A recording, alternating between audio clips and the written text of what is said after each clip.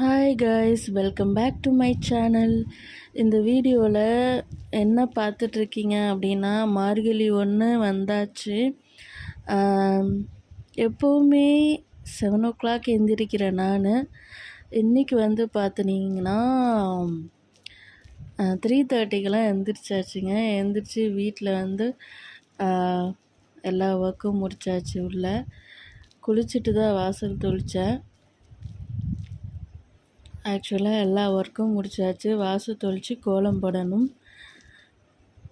வேகமாக பிரம்ம முகூர்த்தத்தில் வந்து விளக்கேற்றணும் அப்படின்றதுனால ரொம்ப குயிக்காக வந்து வேலை செஞ்சிட்ருந்தேன்.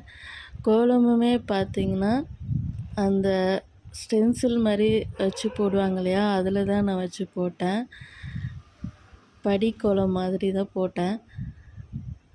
ரொம்ப டைம் ஆகிடும். உள்ளே வேறு இன்னும் மஞ்சள் குங்குமம் இதெல்லாம் வைக்கணும் அப்படின்னு சொல்லிட்டு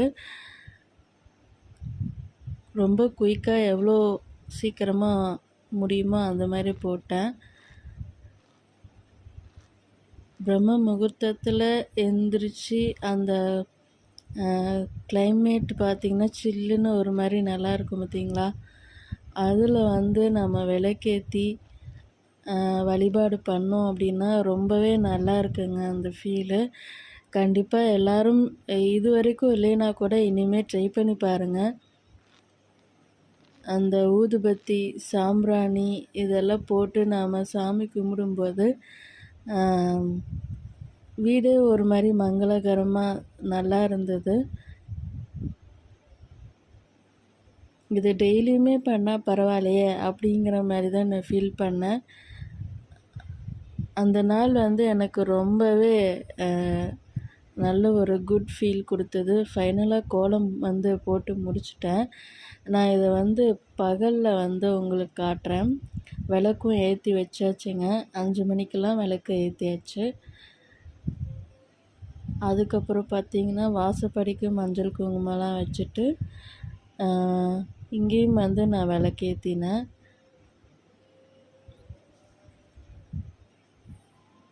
அந்த தீபம் ஏற்றுறது பார்த்திங்கன்னா தேங்காய், இந்த பீங்கானில் தேங்காய் இருக்கும் பார்த்திங்களா, அதில் தான் வந்து நான் வச்சுருந்தேன். வாசப்படியிலையும் பார்த்திங்கன்னா பச்சரிசியில் தான் நான் வந்து கோலம் போட்டேன். உள்ளேயும் சரி வாசல் வெளியிலையும் சரி. சப்போஸ் அது வந்து கழுவ முடியாதுங்க ஒரு சில நேரத்தில். அதாவது பச்சரிசியில் போடுறதுனால ஈரமாக இருந்ததுன்னா நல்லா அப்படியே ஒட்டிக்கும். அந்த மாதிரி இதில் என்ன பண்ணலாம் அப்படின்னா, நீங்கள் பச்சரிசி கோலமாவு வேணால் கொஞ்சம் மிக்ஸ் பண்ணி போட்டிங்கன்னா அது நல்லா இருக்குது. ஏன்னா பச்சரிசியில் தான் நம்ம வந்து கோலமே போடணும். அதனால் பச்சரிசியில் நான் கோலம் போட்டு இலை எல்லாம் வச்சாச்சு. இப்போது வீடே பார்த்திங்கன்னா ரொம்ப மங்களகரமாக இருக்குது.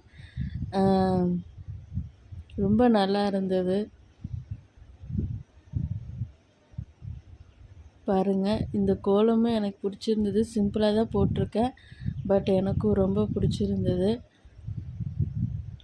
6 மணி ஆயிடுச்சு. அப்படி இப்படின்னு உள்ளே விளக்கேற்றிட்டேன், ஆனால் சாமி கும்பிடல.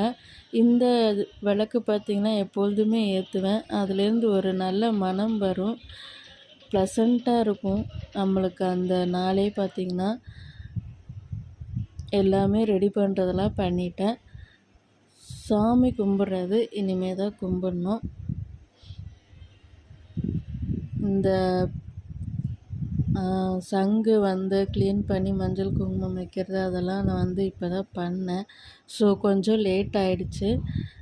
இதே மாதிரி நீங்கள் வந்து இந்த தனியாக ஒரு விளக்கு அகல் விளக்கு வச்சுருப்பேன். அது எதுக்குன்னு பார்த்தீங்கன்னா, பூஜை ரூமில் எப்போவுமே தொனை விளக்கு வைக்கணும். அதே மாதிரி சமையல் ரூம்லையும் விளக்கேற்றி வச்சு அன்னபூர்ணியை வந்து வழிபாடு பண்ணிவிட்டு அப்புறம் நீங்கள் வந்து அடுப்பு பற்ற வச்சிங்கன்னா ரொம்பவே நல்லது அப்படின்னு சொன்னாங்க.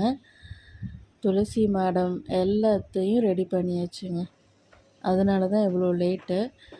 ரெடி பண்ணி நான் சாமியெல்லாம் கும்பிட்டுட்டு மார்னிங் ஒரு 7 o'clockலாம் குக்கிங் ஆரம்பித்தாச்சு.